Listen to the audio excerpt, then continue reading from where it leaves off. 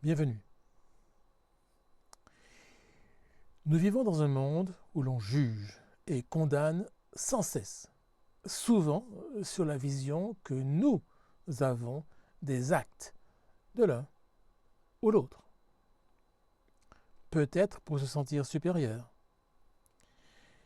Il arrive aussi que l'on dise, que l'on fasse, que l'on pense, que l'on rêve, que l'on ressente des choses de manière irrépressible, irrésistible, comme mue par une volonté extérieure. Parfois même, certaines de nos réactions semblent répondre à une menace ou un danger ancien. Elles surprennent. On ne les comprend pas forcément, on ne les reconnaît pas toujours. Elles peuvent nous mettre en danger, nous ou les autres. Et nous pouvons même être combattus, jugés et condamnés pour des actes dont nous ne comprenons pas nous-mêmes comment nous avons pu les commettre. Diomède, roi de Thrace, possédait 4 juments d'une férocité exceptionnelle, nourries de chair humaine, enfermées dans des écuries de bronze, tenues par des chaînes solides. Quiconque approchait était dévoré. Héraclès reçut l'ordre de les capturer vivantes. Avec ses compagnons, il s'empara des juments. Ensuite, il affronte Diomède lancé à sa poursuite, le tue au terme d'un combat et donne son corps aux juments qui se calment après l'avoir dévoré. Ainsi apaisées, elles purent être conduites au roi Eurysthée. Les versions divergent ensuite sur le devenir des juments. Ce mythe rappelle que la cruauté peut transformer le plus inoffensif en être féroce et qu'on peut faire à autrui des choses contraires à sa nature. Il avertit que ces conditionnements sont protégés et que des compétences combinées sont nécessaires pour les déjouer. Il indique que l'habitude acquise et le conditionnement, même extrêmes, ne peuvent être réformés sans une action à la source. C'est une tâche sérieuse et difficile. Elle exige préparation, organisation, coordination et action profonde pour éliminer le mal à la racine. Se laisser impressionner par une organisation belliqueuse et militaire. Agir sans connaître la forme, la nature et la source du problème. Croire qu'on peut régler l'affaire sans comprendre qu'il s'agit d'un combat à mort.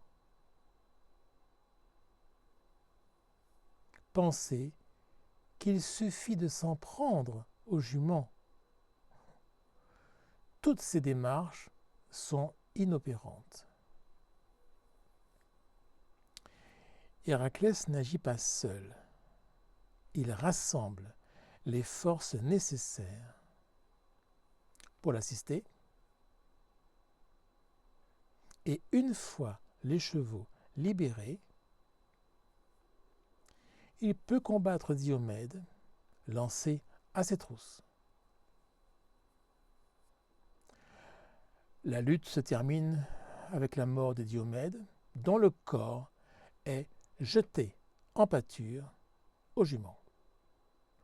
Et le cycle se termine, les juments redevenus paisibles. Capturer sans blesser,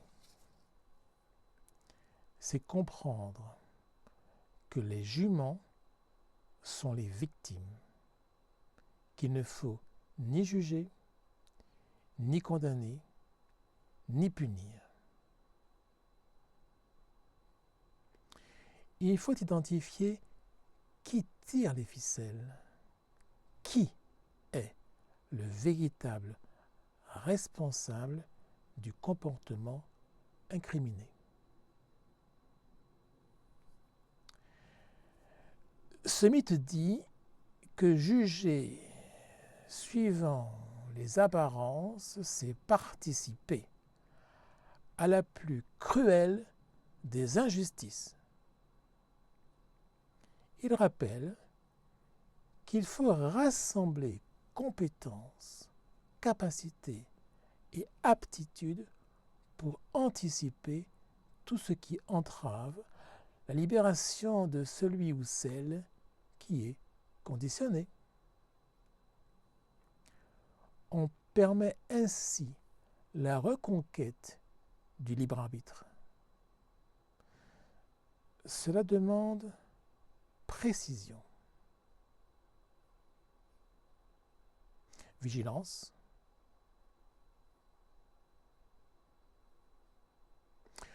profondeur du regard et justesse morale. Il faut chercher dans les moindres détails la source du problème. Condition sine qua non pour que les choses reviennent à l'état naturel.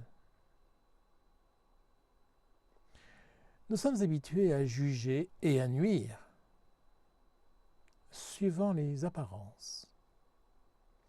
Nous baignons quotidiennement dans une cruauté aveugle. À nous d'éradiquer tous les germes susceptibles de la perpétuer. Le mythe rappelle enfin que toute déviation commence par une injustice originelle et que c'est en rétablissant l'innocence à sa place légitime que l'on neutralise à la racine toutes les formes de guerre possibles.